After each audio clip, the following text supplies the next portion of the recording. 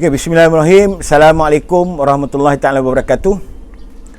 Hari ini saya nak menerangkan tentang bantuan prihatin nasional mengenai tentang mereka yang muflis, mereka yang disenari hitam atau blacklist, dan mereka yang berstatus bujang pada awalnya tapi sekarang dah berstatus berkahwin.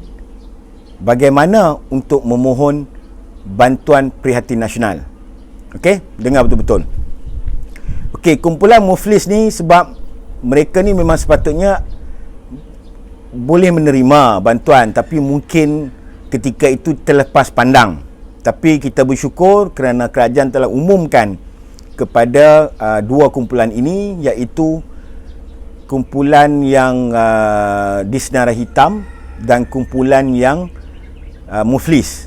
Okey, soalan sebelum ni ada juga yang bertanya, bagaimana bang, saya muflis, saya tak boleh jawab soalan tu, tapi kerajaan dah mengumumkan baru-baru ni. Okey, pertama yang saya nak tekankan satu lagi adalah kepada penerima yang mana tahun lepas, mungkin akhir tahun dia dah berkahwin. Okey, maknanya isterinya pernah memohon bantuan sara hidup, tetapi suami dia tak memohon pun. Okey, ada satu soalan baru yang mana bagaimana dia nak berdaftar ataupun juga untuk mendapatkan bantuan prihatin nasional. Okey, dengar betul-betul Okey, sekiranya isteri dia dah berdaftar dengan bantuan sara hidup 2020 baru ni so tak ada masalah, sebab dalam sistem database yang saya maklumkan sebelum ni, kepada bantuan sara hidup ni dia akan ambil database di situ, dan kepada yang ini adalah golongan B40, dan golongan M40 ni pula dia ambil database daripada Lembaga Salian Negeri, mana hasil pengantaran borang pencukaian yang anda buat setiap tahun. Okey, alright. So maknanya sekiranya kalau si isteri tu dah daftar, si suami tak daftar lagi tentang bantuan sara hidup, saya cuba kumpulan ini untuk kemaskini, tapi malangnya tak boleh kemaskini. Si suami ni boleh daftar bantuan sara hidup letak bujang, tak boleh letak kahwin. Okey, sebab bila dia letak kahwin, dia ambil daripada data bantuan sara hidup yang isteri dia kena reject, sebab database isteri dia dalam bantuan sara hidup dah ada. Jelas kat sini? Faham kan?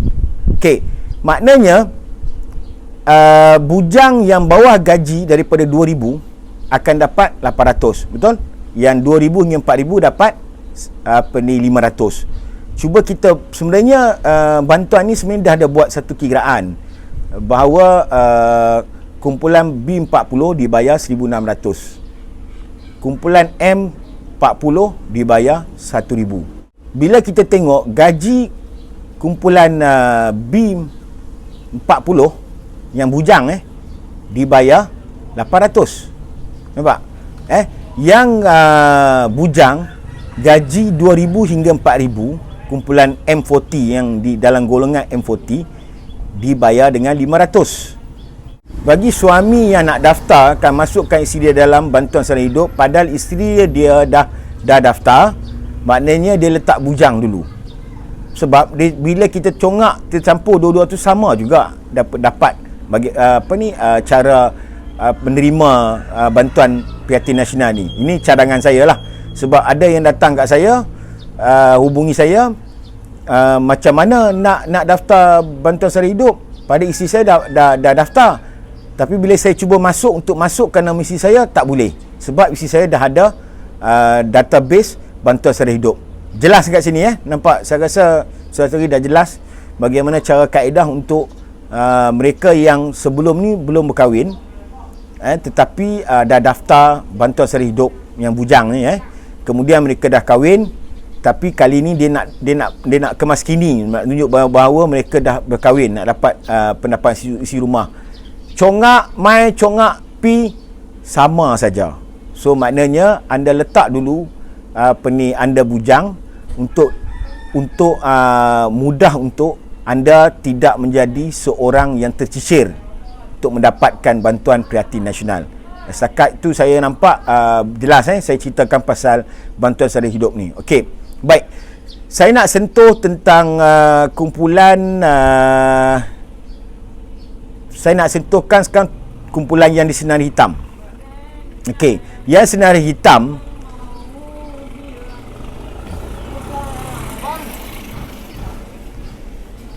saya nak sentuhkan tentang pemohon yang disenari hitam dalam bantuan sara hidup. Pertama, yang dulu bila mana ada berdaftar dengan Suruhanjaya Syarikat Malaysia SSM, mereka disenari hitam. Maksudnya dia reject, dia tak dapat. Tapi kali ini dia boleh memohon. Okey, boleh memohon. Di dalam sini saya ada satu yang cuba saya nak kongsikan, bahawa katalah seseorang itu mungkin dalam bulan 10 ke bulan 8 ke dia hilang pekerjaan. Maksudnya syarikat yang dia bekerja tu ditutup, mana bankrupt, syarikat tu bankrupt dan hilang punca pendapatan. Di sini kumpulan ini biasanya bila dia memohon, sebab gaji dia ketika itu mungkin dalam golongan T20. Contoh, bila dia campur gaji dengan isteri dia gaji dia lebih 8,000. Tetapi bila hilang pendapatan yang dia dapat setiap bulan tu, dia harap gaji pada isteri dia, mana katalah isteri dia 4,000, dulu mungkin gaji dia 5,000. So maknanya dia dalam golongan T20. T20 ni gaji 8,000 ke atas. Orang kumpulan ini ada juga yang bertanya, bagaimana untuk nak memohon bantuan sara hidup? Sebab kumpulan ini rekod di Lembaga Hasilan Negeri, dia dapati gaji dia dalam kumpulan T20. Nampak tak? Si T20 dia memang automatik tak layak. Sebab dia kena buang kerja baru ni bulan 10 ke bulan 8 tahun lepas. Tetapi income tax telah ataupun LHDN telah melihat kepada database bahawa dia adalah kumpulan yang tidak layak. So saya syorkan dua cara. Okey.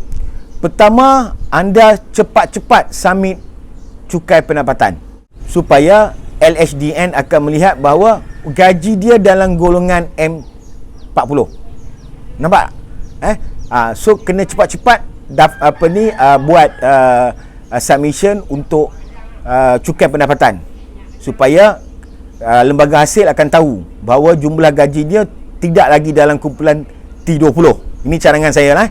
Yang kedua, bagi mereka yang hilang pekerjaan, boleh daftar kepada bantuan sara hidup. Bantuan sara hidup. So maknanya cuba dua cara. Supaya anda tidak terlepas daripada bantuan prihatin nasional ni. Saya aktivis yang memperjuangkan hak rakyat Malaysia. Saya tak mau melihat ada yang teranaya, ada yang sepatut dapat tak dapat, tercicir daripada bantuan prihatin nasional. So saya harap penjelasan saya ini cukup lengkap. Maknanya mungkin difahami. Sekiranya ada yang tak faham, boleh komen di ruang komen tu untuk tanya soalan. Kalau boleh jawab, saya jawab. Setakat itu saja perkongsian saya hari ini mengenai tentang tiga kumpulan ini yang cuba saya angkat pada hari ini, iaitu kumpulan Muflis, kumpulan yang disenarai hitam, dan kumpulan yang asalnya bujang tetapi dah kahwin. Setakat itu saja perkongsian saya hari ini. Assalamualaikum warahmatullahi taala wabarakatuh.